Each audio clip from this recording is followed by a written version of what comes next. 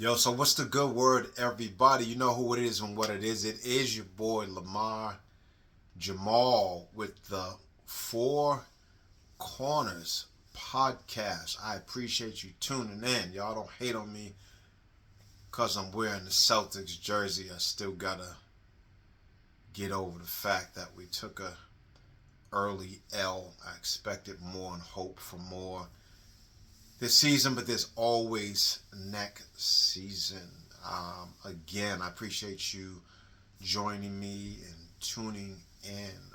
As I said to you months ago, there are plenty of people that get paid guap, mad bank to talk. However, with God's help, I endeavor to speak. I want to speak some life about some real things. We have been on the topic of relationships that matter.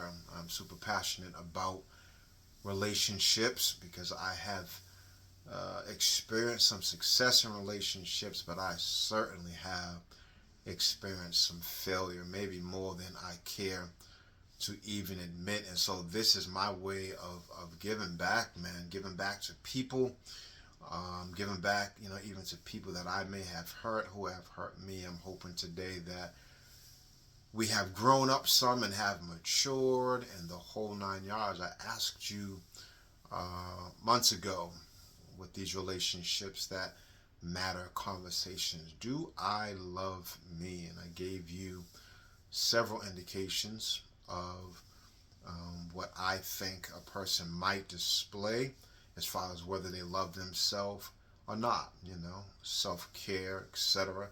Different things we put into our body, who we hang around, the whole 9 yards. This is actually what the Four Corners podcast is based on, these four things. What we learned, ED, or are learning currently in the home, depending on your age. Who we surround ourselves with. In other words, who you hang around on a day-to-day basis. You know what I mean? Who you confide in, people who you kick it with, you go out with, you spend your time with. Your fave five, your inner circle, whatever. What you watch on TV. I was just watching some things on TV. My type of shows are kind of like Cold Case Files, First 48, this, that, and the other. I learn a lot from those things. Sadly, people get hurt when other people are hurting and go out and do bad things. I don't know if I missed my calling or what, but I like trying to figure stuff out. Who did what, and I am passionate about watching things that have to do with relationships. Number three, the music you listen to. I'm a recording artist myself. I have a few CDs out there. God inspired music because I can't write junk because it's the junk that had me junky over the years and out here fooling around and floundering. But now that I am a full grown, mature man and have learned some things, those games are done. And so I recognize the power behind lyrics in the music, not just a beat, but the lyrics in the music, the heart of a person that is put out there. Someone being hurt, someone being at a loss, etc. So music is super powerful. Music has influenced people to do things in this world for great or for harm, sadly. And then lastly, what we watch on television, those types of shows that you might binge watch, those things that you watch that, fiction, non-fiction, whatever the situation is, true story, not true. But TV, movies, clips, they paint a picture to us. They paint a reality to us. And so I think those four things, though, that makes up who we are today. But this relationship piece, I told you that it was about to get real. It's going to get real. I talked to you about Daddy's Girl. There's Daddy's Girls out there. I have one. Just got off the phone with my daughter, Sarah. Most beautiful young lady in the world. God-fearing, intelligent, very wholesome, genuine, has an old soul in a lot of ways. Very hopeful and optimistic and always willing to learn. So I appreciate that about my daughter. We are so much alike. My son and I are a lot alike in a lot of different ways as well. And then I talked to you about Mama's Boy, my son, Josh. I don't know if you can see, I got Joshua Evan on that arm and Sarah Ashley on that arm. Is pretty dope. But that's my world right there. And then my grandson, Evan, 8 months. And so I got a lot of good things going on, a lot of challenging things at the same time. And last, we started talking about the romantic piece. This is where things get super, super, super, super touchy because I know everybody has different views on things. And what did we start talking about? Ladies, he said he loved me. He said he loves me. I'm the apple of his eye. I'm the pep in his step. He can't do without me. How did he get so lucky to meet me and the whole 9 yards? He may have met your parents or met your best friends and sent you roses. And you know, my man, as we do, we show those good face cards. Brunk. And it just looks wonderful. He's a gentleman. He opens the door. He doesn't let me spend a dime. He pays for dinner and so forth and so on. And that is all wonderful and beautiful because, as I told you about, you know, I used to take my daughter on dates to show her what she should expect from a man. But now, fast forward, when she's actually out here trying to implement different things that I taught her, a lot of times it can be a different game. A lot of times, because the world is not what it was when I was growing up, and my views on love was tainted. You know what I mean? Because my parents were never married. They made us beautiful children. Me being the youngest of three, I have an older sister Renee and an older brother Tyrone, and so, you know, I'm a visual man, and so I could say what I saw, what I viewed, what I seen, what I experienced about love is what taught me. But what happens when you don't see that stuff? How do you make a working definition of what love is? Excuse me. I'll tell you what love is not. It's not sex.